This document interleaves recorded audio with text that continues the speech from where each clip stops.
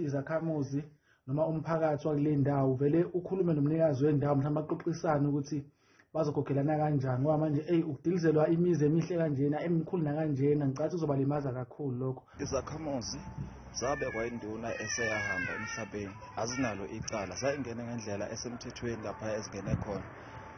Uhulumeni akazama ukubhekelela le ndaba le akwazi ukuthi ayihandle ngendlela eright ngoba manje laba bantu babekwa umuntu ongaseke emhlabeni ubufakazi buzotholakala kuphi.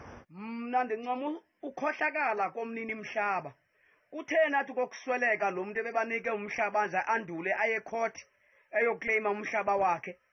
Uhulumende makathengele ababantu lo mhlaba bangade abantu bachitha izindlu zabo. Abantu ake beyifundise ukuthi ngaphambi kokuthi wakhe endaweni qala uyobheka kwamasipala owakuyo lo ndawo le ukuthi le ndawo ungabe ayibangwa yini noma ngathi ingaphansi kwamakhosi kodwa hamba ofisini la kwa housing kwamasipala uyoyibheka indawo ukuthi isemthethweni ukuthi ungakha kuyo. Bukela Paula ngesihloko sethu sosuku ngokuthumela umbono wakho wevideo ngo WhatsApp ku 071 670 2548.